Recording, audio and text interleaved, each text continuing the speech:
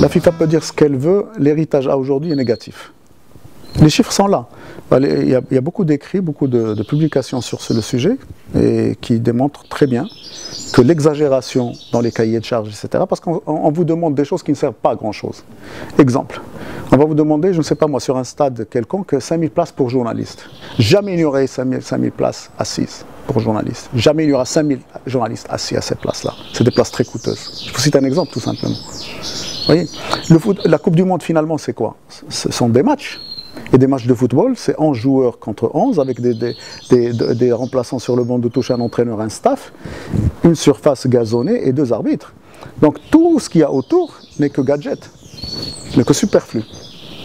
Vous voyez? Et donc on peut limiter la surenchère, on peut la diminuer, la surenchère du faste, de la dépense outre mesure sur des choses banales qui ne servent pas à grand chose, qui sont peut-être belles.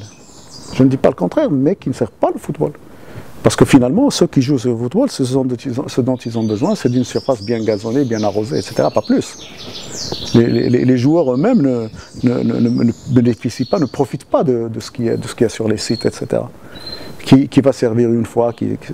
Bon, ils aiment bien voir des choses plus belles, mais vous savez, l'histoire ne retient que le résultat finalement d'un match.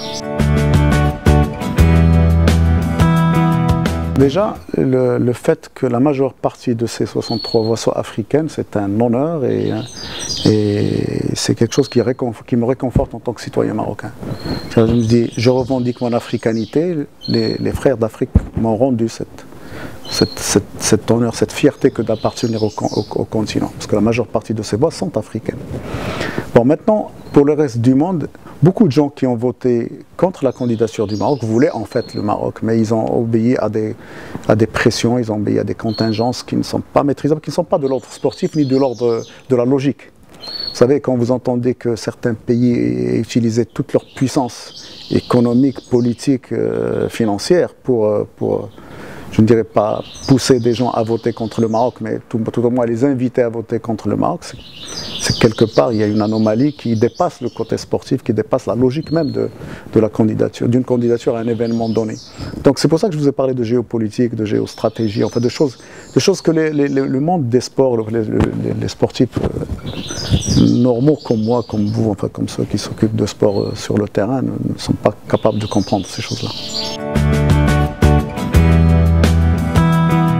Certains pays aient voté contre la candidature du Maroc parce qu'ils ont un intérêt, parce qu'ils attendent de FIFA un petit stade, une pelouse, un siège de fédération, enfin quelque chose. Et il y a ceux qui ont voté parce que politiquement ils sont contre le Maroc, tout simplement. Parce qu'il y a des pays qui ont une position contre le pays, contre disons, les intérêts du Maroc, et qui ont voté contre. Et c'est tout à fait légitime et logique, on ne discute même pas ça. Mais il y a des pays qui ont de très bonnes relations avec le Maroc, d'excellentes relations même, et qui ont voté contre. Et donc en fait qui ont été la cible de pression extra-relations Maroc-pays concernés, qui a fait que ces pays, à la surprise de tout le monde, aient voté contre le Maroc. C'est quand même malheureux qu'on en soit arrivé là, parce que nous sortons du cadre sportif, nous sortons du cadre humain, et nous rentrons dans un cadre de... je ne sais pas comment le qualifier. Vous savez, ce qui se dit aujourd'hui, dans les coulisses, c'est que la Coupe du Monde est déjà octroyée. Qu'il y aurait peut-être la Chine qui serait intéressée. On en parle dans les coulisses. La Chine. Personne ne sait ce qui se passe vraiment dans les vraies coulisses. Parce qu'il y a ce qui tourne comme idée, comme nouvelle, il y a les tentatives, disons, des gens qui tâtent le terrain. Les Anglais qui vont dire on est intéressés, les Américains, les gens de l'Uruguay, etc., qui vont dire qu'ils sont intéressés, etc. Mais je pense que ceux-là sont en train de tâter le terrain. Et il y a ceux peut-être qui travaillent en profondeur sans s'annoncer, qui vont s'annoncer à un moment donné. Et qui ont peut-être l'oreille de la FIFA. En fait, il a évolué. Parce qu'il ne faut pas oublier, qu'est-ce qu'a été la FIFA au départ, ou l'IAF, ou bien toutes ces fédérations internationales? De petites associations de rien du tout, où les gens de 4, 5 pays, 10 pays se sont réunis, ont décidé de créer une instance internationale. C'était beaucoup plus des volontaires qu'autre chose, qui se déplaçaient à leurs frais, quand ils allaient, ils se partageaient les chambres dans les hôtels, etc. Aujourd'hui, ils sont reçus comme des chefs d'État. Et qu'en fait, c'est des gens qui ont travaillé, qui ont fait évoluer l'activité sportive et le sport en général, la performance sportive en général. Et grâce à eux, le sport est devenu ce qu'il est aujourd'hui. Et c'est grâce à eux que le sport est devenu un pourvoyeur d'image et donc un moyen économique, etc. Et donc, avec une valeur marchande. C'est ça, la performance aujourd'hui a une valeur marchande. Elle coûte tant, elle rapporte tant. Pour être produite ou réalisée, il lui faut tant. C'est-à-dire, la performance sportive qui n'était qu'un acte, disons, d'humains normaux qui s'entraînaient 1 ou 2 fois par semaine à leurs frais, qui se déplaçaient à leurs frais, qui payaient même leur participation, etc. Ce temps est révolu. Il est normal que le management aussi évolue. Le management a tendance à évoluer un peu moins vite que la performance. De plus en plus moins vite. Pourquoi? Parce que les générations de managers vieillissent.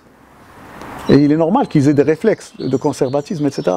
Et donc, cette évolution qui n'est pas de la même nature que l'évolution des choses et de la modernité, fait que le management est en retard. Donc, ce retard qui est constaté et ce déphasage entre l'évolution de la performance et du spectacle sportif et le management, fait qu'il y a une course, on ne sait pas qui devance l'autre. Mais le constat est qu'il y a un retard.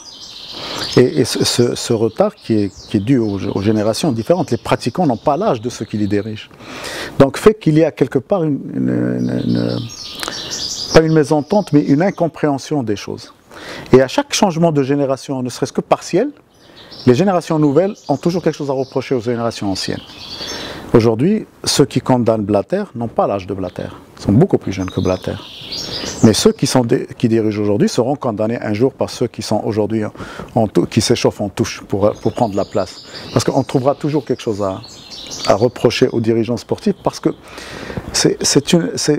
les choses ne sont pas figées dans le temps. Donc ce n'est pas un art précis. C'est pas construire un mur, c'est des choses qui évoluent et on ne sait pas vers quoi elles vont évoluer. On essaye de maîtriser, mais la vérité c'est que personne ne maîtrise quoi que ce soit. Que va être le football dans 50 ans? Qui peut en prédire? Personne. Et donc dans 50 ans, il sera dirigé d'une certaine façon.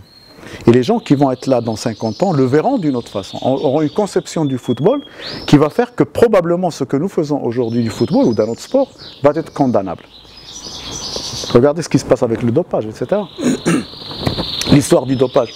Le dopage était considéré il y a 50 ans comme étant une préparation biologique. Voilà, aujourd'hui, il est condamnable. Il est condamné parce que les générations actuelles ont trouvé que c'est une tricherie. Ils considèrent que c'est une tricherie. C'est une tricherie puisque la communauté internationale la considère en tant que telle. Mais il y a ceux qui se sont dopés il y a 50 ans, il y a 60 ans, peut-on les condamner aujourd'hui ?